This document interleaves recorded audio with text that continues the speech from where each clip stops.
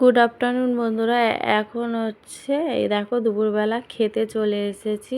তো বললাম আগে সমুদ্রের পাড়ে পরে যাব, আগে খেয়ে খিদে পেয়েছে। মাম্মাম সোনা বমি টমি করেছিল, তো আসলে পেটটা খালি হয়ে গেছে। তো চলো, এই যে বসে গেছি, হোটেলটা একটু ফাঁকা আছে তাই এখানে বসে গেছে। এই যে নিয়ে নিয়েছি সব খাবার দাবার, চিংড়ি মাছের মালাইকারি নিয়েছি, তারপরে ডাল আছে এমনি পাতলা করে মুসুরির ডাল আলু ভাজার সঙ্গে, তারপরে কাতলা মাছের কালিয়া নিয়েছি, ইলিশ মাছ নিয়েছি, আর সোয়াবিন দা একটা ভাজ মিশলি তরকারি। এই খাওয়া দাওয়া। তো খাওয়া দাওয়া হয়ে গেছে, চলে এসেছি সমুদ্রের পাড়ে। তো চলো এখন যাব। আমি তো স্নান করব না, ওরাই করবে, কারণ আমার মানে বালিতে খুব একটা শ্যুট করে না। যদি আমি স্নান করি আমার হাত পা অ্যালার্জি শুরু হয়ে যাবে, তার জন্য আমি দাঁড়িয়েই থাকবো, ভিডিও টিডিও শ্যুট করব এই। আর এই দেখো না, কোনো নেই, মানে জল কোথায় আর আমরা কোথায় এসেছি। অনেকটা প্রায় হেঁটে আসার পরে জল দেখা পাওয়া গেল।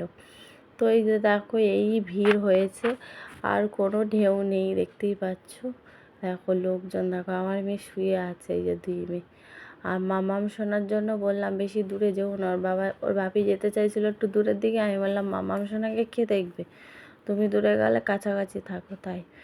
তো এই যে এবার বালি টালিগুলো ছাড়িয়ে নিচ্ছে, প্রচণ্ড পরিমাণে বালি হয়েছে, তো না একটু সরে গেল, গিয়ে বালিগুলো ছাড়িয়ে নিচ্ছে।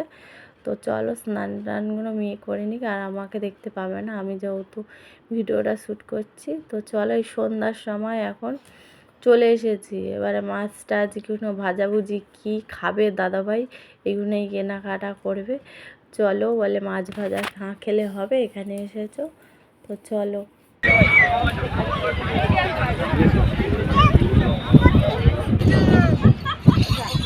আর এখান থেকে একটা দিন একটু ভালো দেখে দেবেন, যেটা আপনার সবথেকে ভালো মনে হচ্ছে সেটা দিন।